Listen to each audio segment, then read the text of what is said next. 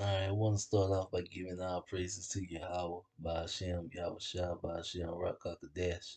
That one's to the elders and apostles, tell me this truth. Um, want to get into one. I guess Judas. We all have to live in our lots. What I'm gonna call this, and just gonna start off with let's just get into who Judas was. All right, now move that out the way. When the morning was come, all the chief priests and the elders of the people took counsel against Yahushua to put him to death. And when they had led him bound, they led him away and delivered him to Pontius Pilate, the governor. Then Judas, which had betrayed him, when he saw that he was condemned, repented himself and brought again the 30 pieces of silver to the chief priests and the others, saying, I have sinned in the end that I have betrayed the innocent blood. And they said, what is this to us? Seest thou to thou that? And he cast down the pieces of silver in the temple and departed and went and hung himself. And the chief priest took the silver pieces and said, it is not lawful for to put them into the treasury because it is the price of blood. And they took counsel and brought with them the potter's field to bury strangers in. Wherefore that field was called the field of blood unto this day. Then was fulfilled that which was spoken by Jeremiah the prophet, saying, and they took 30 pieces of silver, the price of him that was valued, whom they of the children of Israel did value. And they gave the potter's field the Lord's appointment. Alright, so pretty much, this is saying how Judas, he came and he sold the Lord Yahushua out for 30 pieces of silver for money. All right, and we know if we go over to the 26th chapter, back one chapter, the Lord told Judas on the, let's just start at verse 21. And they were exceedingly sorrowful and began every one of them to say unto him, Lord, is it I? Because this is after the Lord told him that one of them was going to betray him. All right. And he answered and said, he that dippeth his hand with me in the dish, the same should betray me. And the Son of Man goes as it is written of him. But woe unto them that might be whom the Son of Man is betrayed. It had been good for that man if he had not been born. So we're saying it would have been good for Judas to not even have been born.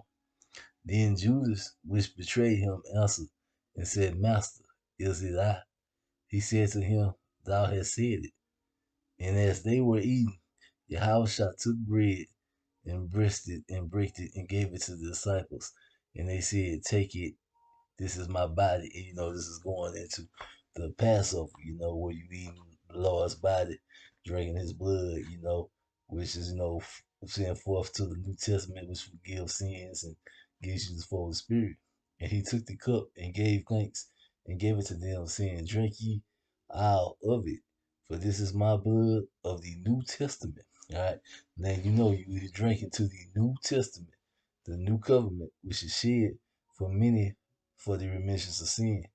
But I say unto you, I will not drink henceforth of the fruit of the vine until the day when I drink it new with you in the Father's kingdom. So this is Yahushua. I say he ain't gonna drink again until the Father's kingdom. But you see, this is Yahushua letting Judas know ahead of time that he was going to betray him. So that was going to be one of his betrayal. Now we go over to we get John.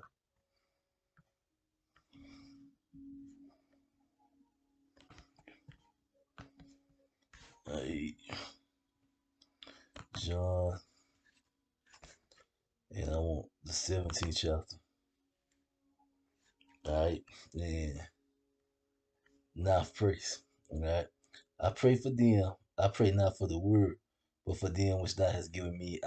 me, for they are mine. So the Lord saying he praying for the ones that was given to him from out of the word. And all are mine, and thou are mine, and I glorify in him. And now I am no more in the world, but these are in the world, and I come to thee.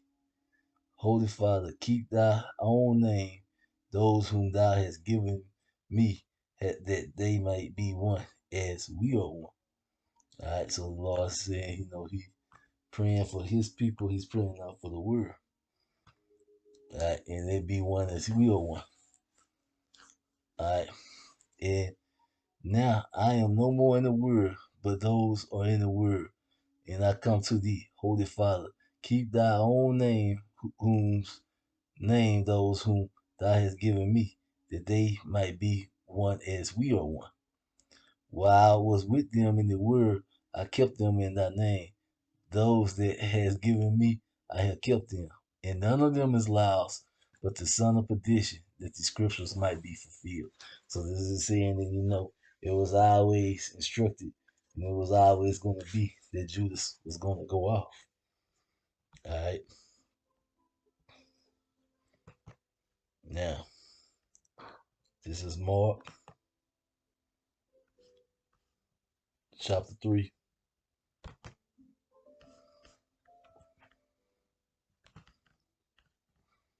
All right, verse 14. All right. And he ordained the 12 that they should be with him, that they might be seen, send them forth to preach, and to have power to heal sickness and to cast out devils. All right, so he ordained the 12. These 12 were going to do great things. All right, and Simon, he surnamed Peter, and we're going through all his disciples, but I'm just gonna skip down to the 19th verse. All right, so Peter, the one that got the key to the gates, the head disciple, in the 19th verse, and Judas Iscariot, which also betrayed him, they went into a house. So it's saying that Judas was there from the beginning, and it's saying his disciples they had power to heal the sick and to cast out devils. So that means Judas started off all the way in the truth and had great power and was able to do good things until he betrayed the Lord, which was always set up for him to do. All right, so it wasn't of his free will. All right, so this is letting you know, and he was from the beginning. And then you go over to get John, the 13th chapter.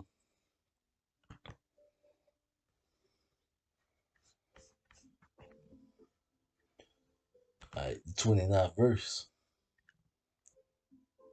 All right, for some of them thought because Judas had the bag, the money bag that Yahushua had said unto him, buy these things that we have need of against the feast, or he should give something to the poor, or, or that he should give something to the poor.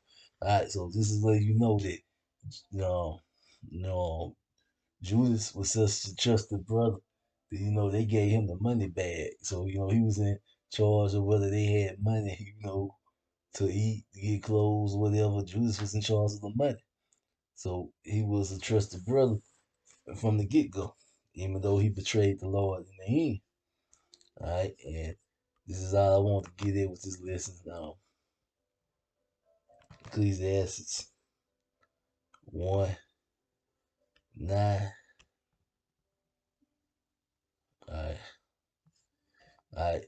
The thing that has been, it is that which should be, and that which is done is that which should be done. There is no new thing under the sun. Is there anything whereof it might be said, see, this is new? It has been already of old times, which was before us. There is no remembrance of former things, neither should there be any remembrance of things that are to come with those that should come after. All right, and what I just really want to get into, everyone has to come back in these end times and live in their lives. And that goes into the scribes and Pharisees are back again in these end times to live in their lives. Because we know the prophets are back, but the scribes and Pharisees are back. And even Judas, had to come back to live in his life. All right. So this is just something to keep in mind. All right. And Judas was a brother from the beginning, had the spirit of the Lord with him in the beginning, and betrayed it and went against the Lord for money. All right. Just something to keep in mind, just something I want to put in brothers' mind. Yeah, everybody got to live in their life. So we always think about the great prophets, the ones who did good coming back. But we don't think about the other side has to come back too. The scribes, the Pharisees have to come back. And, you know, Judas, he got to come back and redo what he did, and in the end, they're going to receive their judgment. All right. And that's why you shouldn't be too shocked about certain things that you might see as we get closer to these end days. And I'm going to just leave it at that. And with that, I'm going to say, Shalom.